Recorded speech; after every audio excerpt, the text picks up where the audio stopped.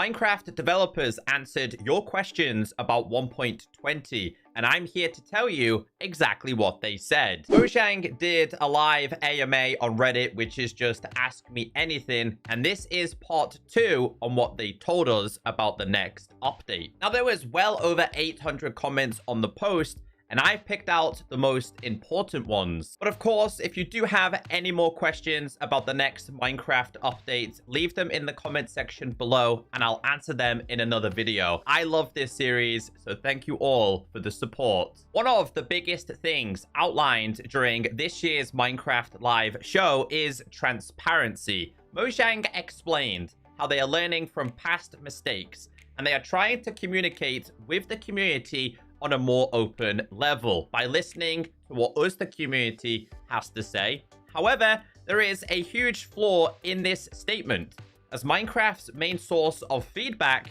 being the feedback website, is incredibly outdated. Mysterious Elephant commented saying, "Are there any changes planned for the feedback site? I love the idea of an official feedback site, but I struggle to use it because of several issues with it, such as the restrictive maximum word limit on posts, and the fact that all posts and comments I tried to make end up saying pending approval, but never get approved." Young Tack responded by saying, "There is ongoing work to address known issues, like registered users in display names, for example, and we have a lot of ideas where we want to take it in the future to improve the overall experience of posting and finding posts. That may take time, but it's still an important platform for us, especially during periods like this when a new snapshot cycle has started." So for me, what they said during Minecraft Live and what they've been saying on Reddit really contradicts each other. So why not prepare the feedback website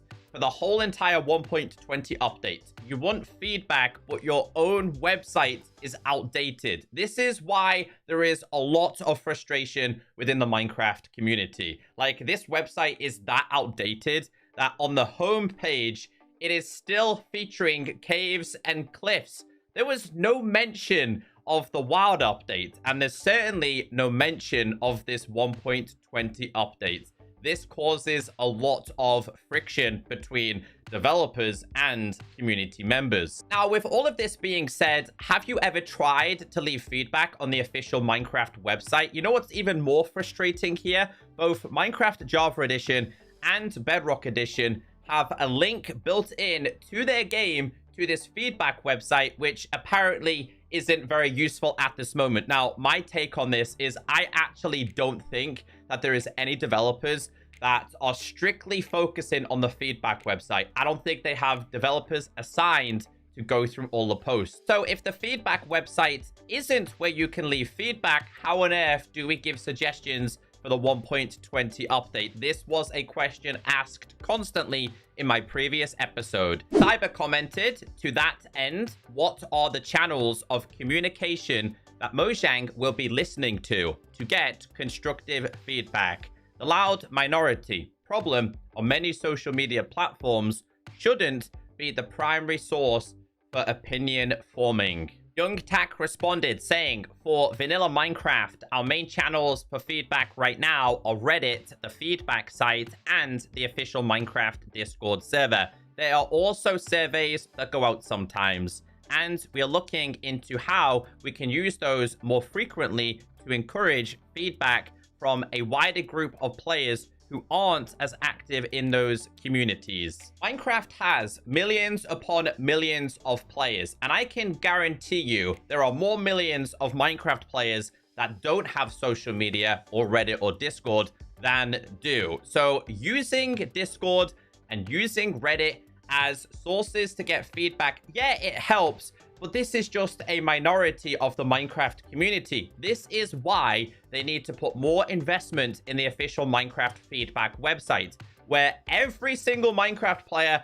is able to give feedback. This kind of reminds me of the older mob votes. It was done on Twitter. That is just a minority of the Minecraft community. Granted, this year, they absolutely nailed the mob vote. Doing it on a server, doing it in-game, doing it in the launcher is the right way to go. They need to take their own advice and do the same for feedback. One of the things I mentioned in my previous episode is with Minecraft 1.20, I feel lost. I feel left in the dark. There's no theme. There's nothing to go off. We just have to wait and hope that something cool gets introduced in snapshots and betas. Now, later on, the Mojang developers did say that they do have an internal theme, and they basically explained that the theme is self-expression and storytelling. Now, Hassan left this in the comment section on the previous video by saying, since the theme is self-expression and storytelling,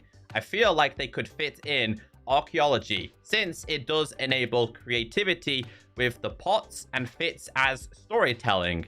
Been waiting for Archie ever since 1.17's announcement. I can tell you, Hassan was not the only person who left this comment on my previous video, and certainly not the only person who left this comment when we found out that self-expression and storytelling was the motive behind the 1.20 update. And I fully support it, and I fully agree. I would be more than happy with an archaeology update. It was something that most of us were excited about for the 1.17 update.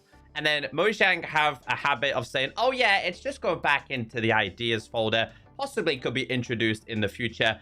I don't think that's good enough. That is a false promise. Now, something very positive that heads in the direction of archaeology is we were surprisingly given bundles in the latest snapshots. You would think in the whole time of bundles not being available in snapshots, the developers would have made some changes with it. No, there hasn't been any changes at all. Now, there's likely going to be some changes to bundles going forward, but again, bundles were first showcased during the archaeology update. Enderboss said, this is for Ulraf. I'm loving what we've seen in 1.20 so far, and I can't wait to see what's in the works. With the theme of 1.20 being to inspire storytelling in our worlds, how do you create and design gameplay features that aim to do this? Ulraf said, what a lovely question. Personally, I see storytelling as two different things.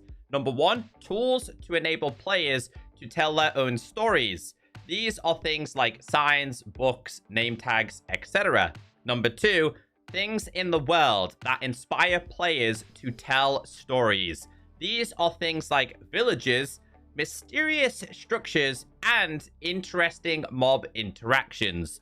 So when we are trying to create features that inspire storytelling, we focus on things that make you stop and think, activate your imagination, and help you take an ordinary cube of blocks and make it feel more like a place with a background and a story. Now, something positive to take from this is Ulraf really loved the whole idea behind archaeology. And one of the things that we did see around the archaeology announcements and reveals was a new type of structure. He's also talked about tools to enable players to tell their own stories. Do you remember the brushes around the archaeology? I know like some of these comments are quite far-fetched and I'm just speculating at this point, but honestly, the hints are kind of there that more things related to archaeology could be making their way in the 1.20 update. Birch Forest and Fireflies, question mark?